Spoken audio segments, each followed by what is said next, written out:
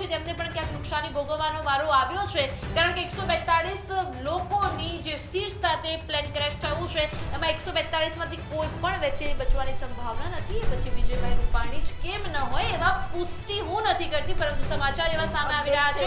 અને નીતિન ભારદ્વાજનું પણ એવું કહેવું છે કે એ જ પ્લેનમાં નીતિનભાઈ જે છે તે મુસાફરી કરતા હતા, એમનો સીટ નંબર પણ જાહેર કરી દેવામાં આવ્યો છે.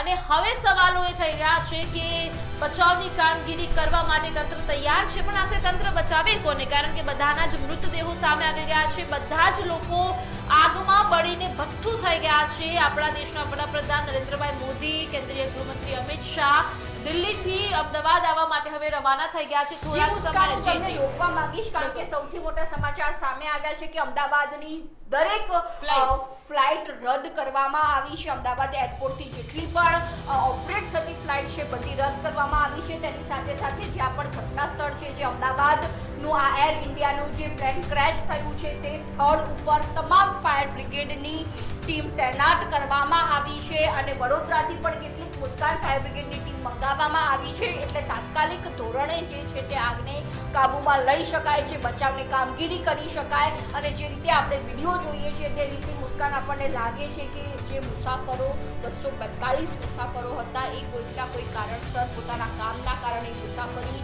અને લઈને લંડન જતા હશે. કેટલાક હર્ષોલ્લાસ સાથે જે મુસાફરો હશે તે જતા હશે, જે ફરવાના ઉદ્દેશ્ય સાથે જતા હોય. જ્યારે તેમના નજીકના નિકટના જે સંબંધીઓ છે તેમને ખ્યાલ આવે, જ્યારે તેમને ખબર પડે, સમાચાર આવે કે ભાઈ અમારા જે સંબંધી હતા, નિકટના નજીકના સંબંધી હતા, તેમની આવી હાલત થઈ છે, અમે ઓળખી પણ નથી શકતા તે મૃતદેહને કે એ આપણું સંબંધી, એ 242 માંથી આપણું સંબંધી કોણ છે, ત્યારે આવી સૌથી મોટી ગંભીર હાલત મુસ્કાન કહી શકાય. અને બીજી બાજુ જો વાત કરવામાં આવે તો વડાપ્રધાન નરેન્દ્રભાઈ મોદી અને કેન્દ્રીય ગૃહમંત્રી અમિત શાહ પણ તાત્કાલિક ધોરણે અમદાવાદ ખાતે રવાના થઈ ચૂક્યા છે. અને હાલમાં અમને એવા સમાચાર મળી રહ્યા છે કે 242 જેટલા પણ પ્લેનમાં મુસાફરો હતા, તેમાંથી કોઈની બચવાની સંભાવના હાલમાં વ્યક્ત કરવામાં આવી નથી.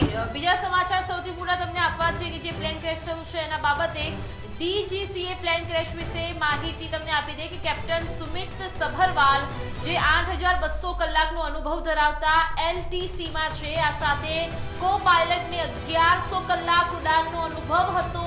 એસટીસી સાથે તમને એસટીસી મુજબ વિમાન અમદાવાદથી રનવે 23 પરથી 13:39 ભારતીય સમય એટલે કે કહી શકાય એ વાગે રવાના થયો હતો. તેણે એલસીટી મેડે કોલ પણ આપ્યો, પરંતુ ત્યારબાદ એસટી દ્વારા આપેલા કોલમાં કોઈ જવાબ વિમાન દ્વારા આપવામાં ન આવ્યો.